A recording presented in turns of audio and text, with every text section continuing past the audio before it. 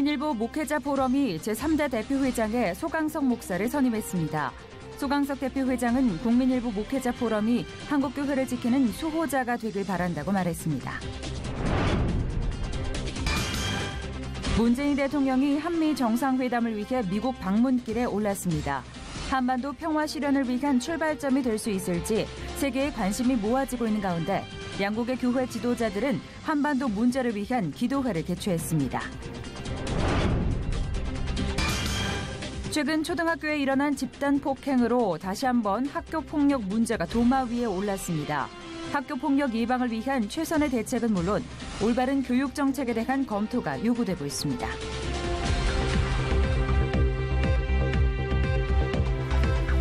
여러분 안녕하십니까? 도광록 목사입니다. 의혹과 조작은 오래가지 못합니다. 결국엔 진실이 드러나기 때문인데요.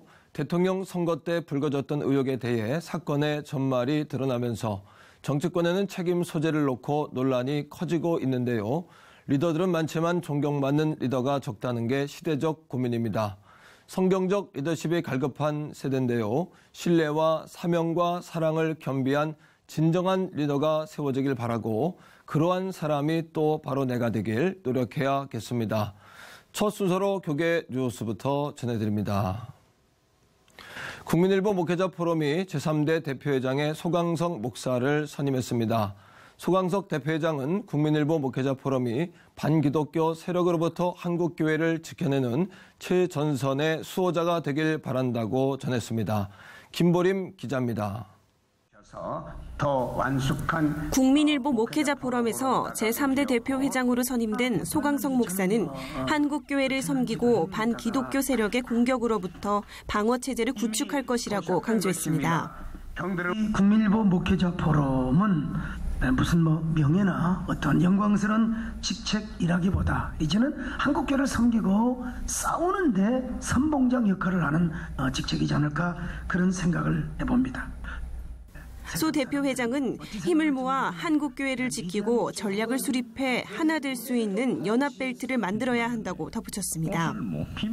신임 대표의 선출에 이어 수석 부회장의 일산광림교회 박동찬 목사를, 부회장에는 부천 세소망교회 김영남 목사를 각각 선임했습니다.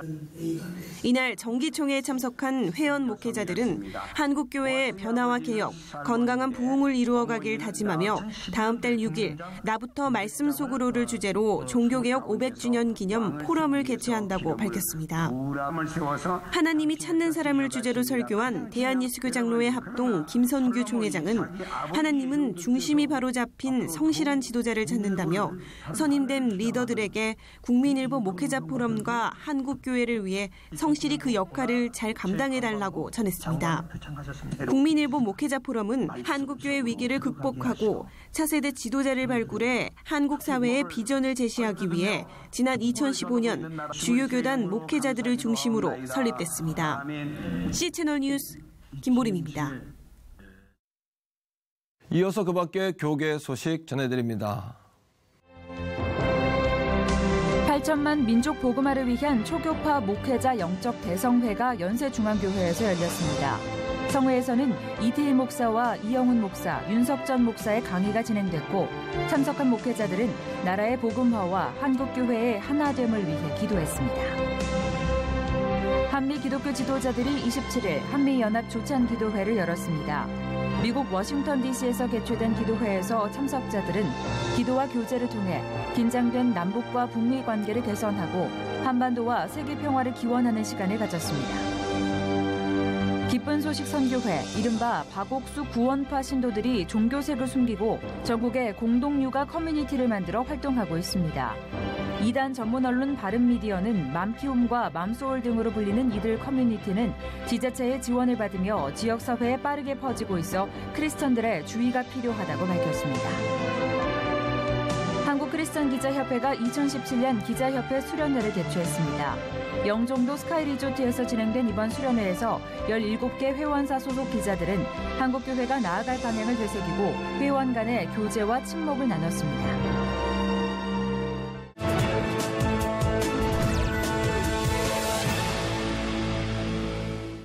다음 소식입니다. 한미 정상회담을 앞두고 많은 관심이 모아지고 있습니다. 다뤄질 의제가 한반도 상황에 지대한 영향을 미칠 내용들이 많아서 더욱 신경을 쓰게 됩니다. 지난 27일에는 한국과 미국의 교회 지도자들이 모여 기도회도 개최했는데요. 미국 현지 분위기 알아봅니다.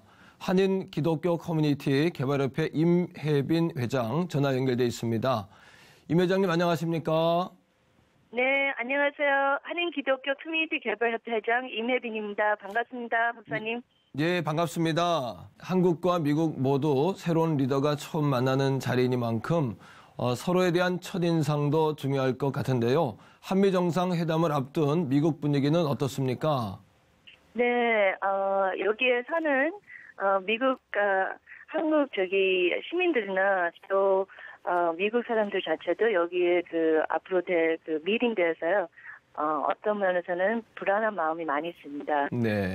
우리 트럼프 대통령 자체가 성격이나 정책이 왔다 가는 부분도 있고 또 되게 쉽게 전쟁으로 나갈 수 있는 가능성도 충분히 있고 네. 그리고 또 우리 트럼프 대통령이나 문재인 대통령의 입장이 좀 정책 자체가 다른 모습, 다른 면으로서 이 만남이 잘 돼야지 우리 한국 평화가 계속 유지할 수 있지 않을까 하는 그 마음에 많은 기도할 수밖에 없는 마음이 네, 예. 생깁니다. 예, 그렇군요. 한미 관계를 위해 교계에서도 많은 관심을 보이는 것 같은데요. 어떻습니까? 세계에서 제일 큰 교회 목사님 이용은 목사님 여의도 순복음교회에서 앞서서 그리고 또 미국에서는 또 황준선 목사님이 같이 손붙잡고 이런 기도의 자리를 만들어서 오늘에 우리가 마감했습니다. 그래서 여러 국회의원들 한국에 오신 국회의원들이나 또 미국에 있는 국회의원 또 한국에 있는 지도자들 목회자들 그리고 또 미국에 있는 다민족 목회자들이 한 자리에 모여서 네. 이 나라와 또 우리 한국 나라 여러 가지의 기도 제목으로 한 마음 갖고서 우리 하나님께 기도를 간구할 수 있는 자리가 만들었다는 자체가 큰 의미가 있었습니다. 네. 그리고 마감하는 시간에 많은 국회의원들이나 또 많은 참여한 목회자들도 여기에 과정에 많이 도움을 안 준 부분에 어떤 면에서는 고백하면서 네. 앞으로는 더 큰 관심과 협조를 해준다는 그런 커미트먼트를 말씀을 해주셔서 정말 감사한 마음이 있었습니다. 네, 정말 감사한 마음이 들고요. 최근 미국도 여러 가지 현안들 가운데 종교 이슈도 많은 것으로 알고 있습니다. 특별히 한국교회와 함께 기도했으면 하는 내용이 있으시다면 어떤 게 있을까요? 먼저 우리가 그리스도인으로서 네. 어떻게 보면은 종교 자유랄까요? 그거에 대해서는 늘 그게 불안합니다. 그래서 그런 면에서 같이 기도를 부탁하고 네. 우리의 미국 사는 기독교 지도자들이나 한국에 사는 기독교 지도자들이나 정말로 하나님의 편에 하나님의 마음 갖고 하나님의 편에 설 수 있는 정확한 분별력이 있으면 참 기도 부탁하고요. 예. 그다음에 저는 생각하는 것은 이 북한 문제, 핵 문제는 이것은 한국 문제도 아니고 미국 문제도 아니고 세계 문제라고 생각합니다. 그렇죠. 예. 그런 면에서 세계 평화와 또 우리의 지도자들이 정말로 하나님의 마음을 갖고 분별력, 하나님의 지혜를 받아서 올바른 결정을 정책을 만들 수 있기를 기도 부탁합니다. 예, 네 양국의 리더들이 지혜로운 해법을 찾아갈 수 있도록 한국과 미국의 지도자를 위해 저희도 함께 기도하겠습니다. 오늘 말씀 감사합니다. 감사합니다.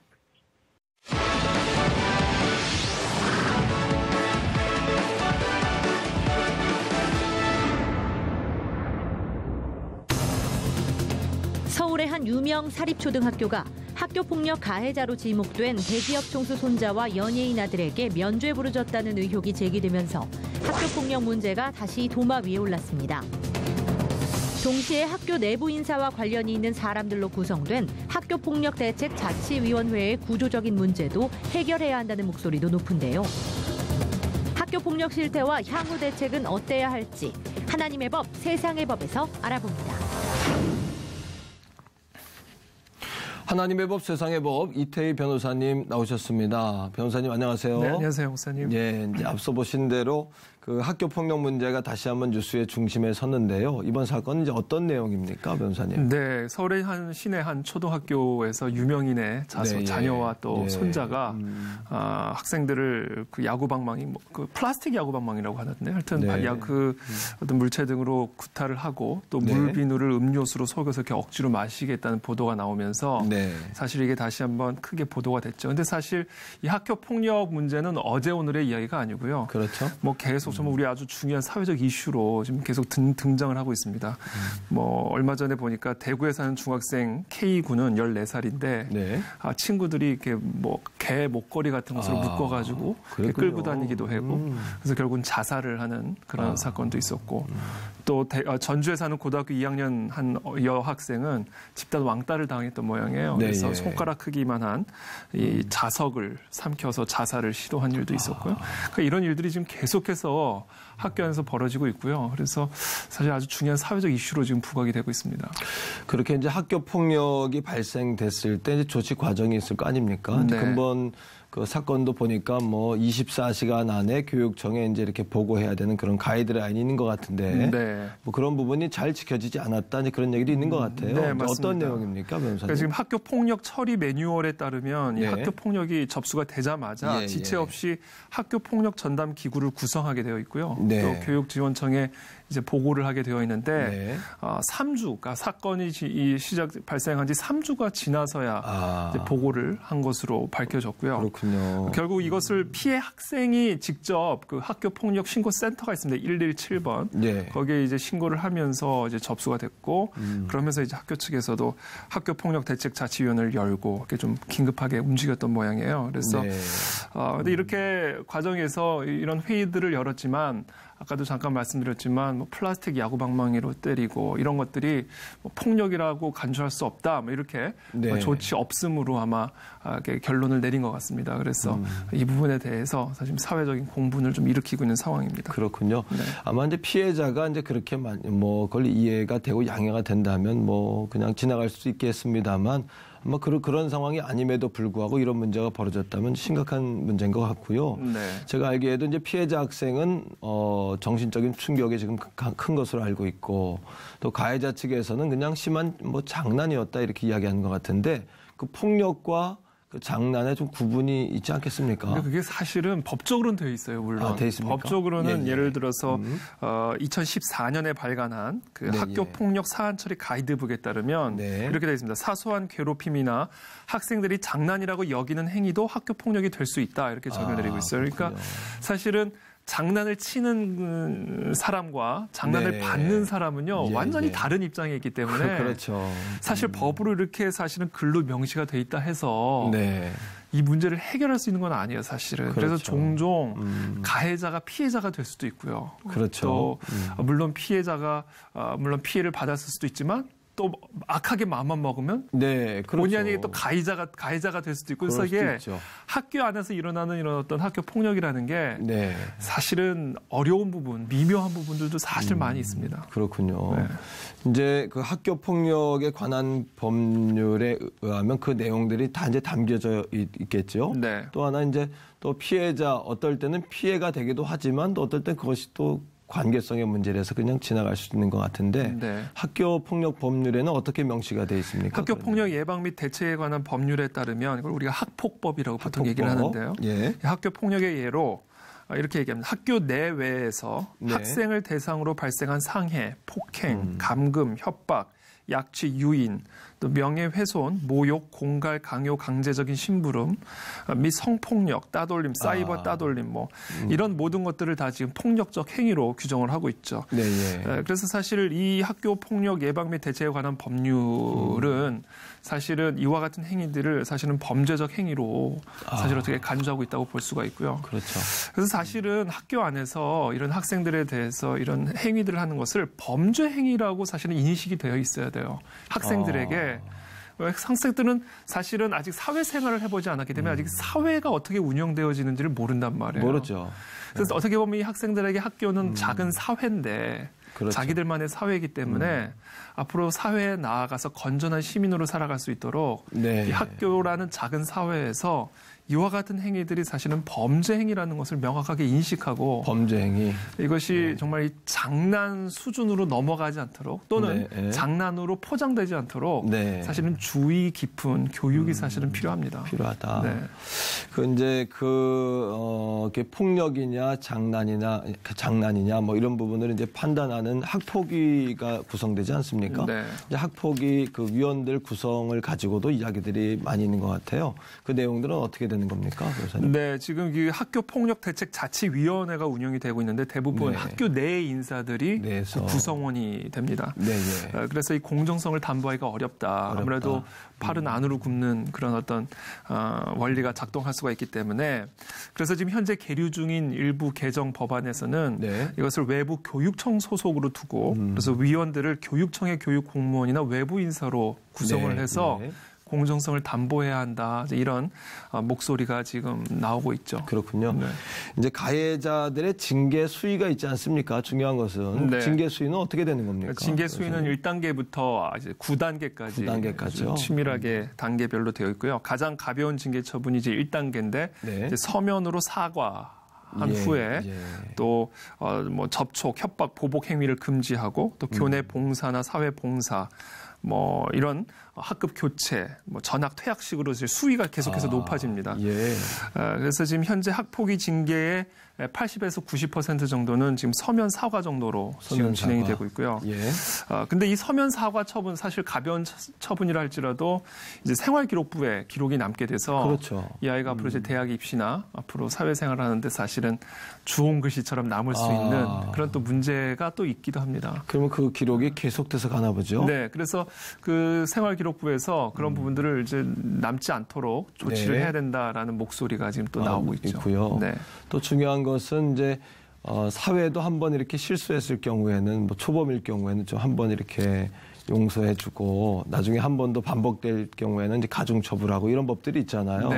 근데 이제 한 번에 뭐 서면 사과 물론 서면 사과는 할 수 있지만 그것들이 생급 위에 올라가면 또 그 아이들의 미래도 또 어려움을 겪는 거 아니겠습니까? 이런 부분에 많이 또 연구가 필요할 것 같은데요. 그래서 저는 기본적으로 아까 조금 학교를 작은 사회라고 표현을 했는데 작은 사회인 동시에 교육 현장이란 말이죠. 그래서 사실은 앞으로 이 아이들이 사회에 나아가서 건전한 시민으로 살아갈 수 있는 교육이 동시에 이루어져야 된다는 측면에서 어떤 범죄자나 또는 뭐 낙인을 찍는 어떤 그런 제도보다는 어떤 그런 어떻게 보면 그런 어떤 궤도안되든지 어떤 변화가 되고 이것의 심각성을 깨달을 수 있는 교육적 목표를 가지고 진행이 돼야 된다.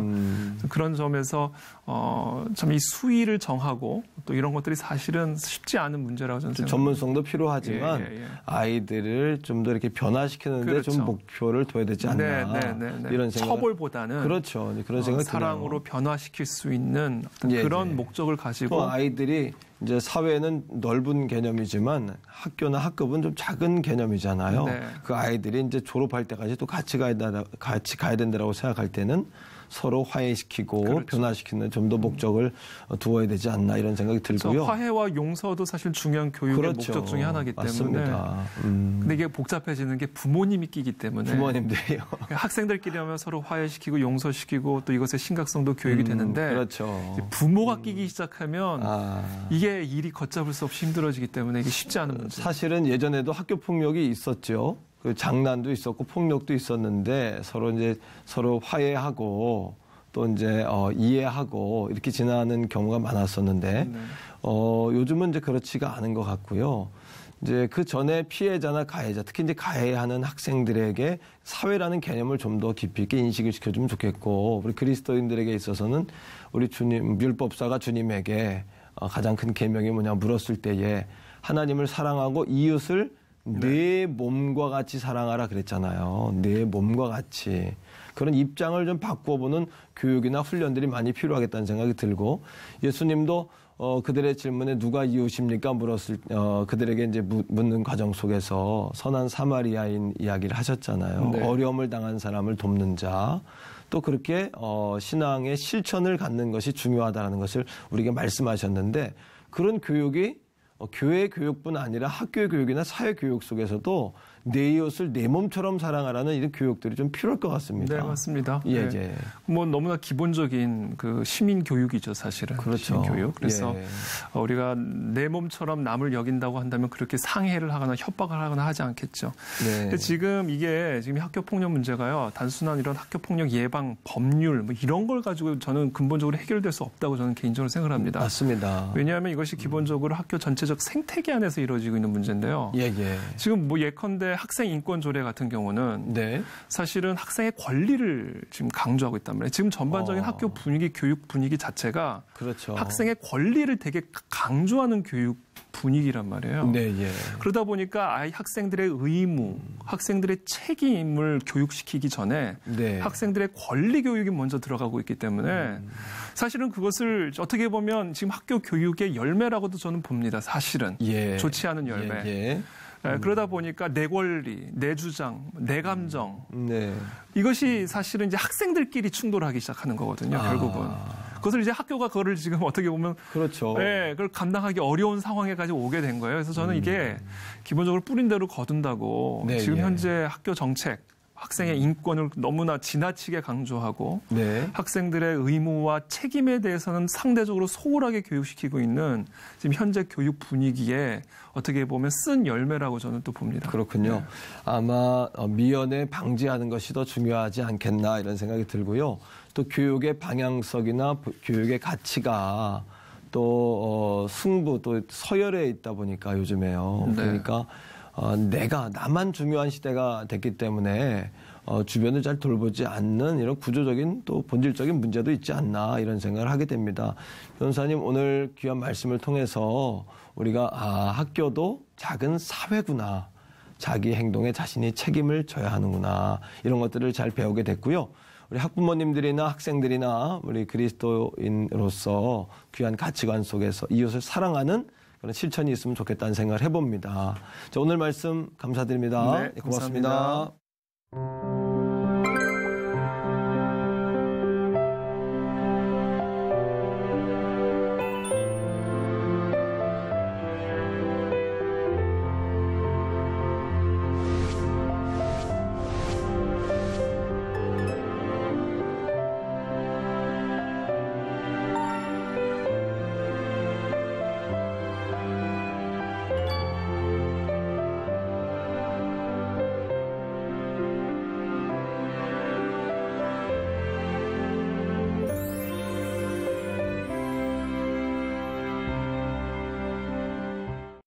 이번 주 내내 국회에서는 인사청문회가 열리고 있습니다. 이전보다 관심도가 좀 떨어지긴 했습니다만 인사검증을 위한 중요한 자리이니만큼 국민들도 계속 관심 있게 지켜봐야겠습니다.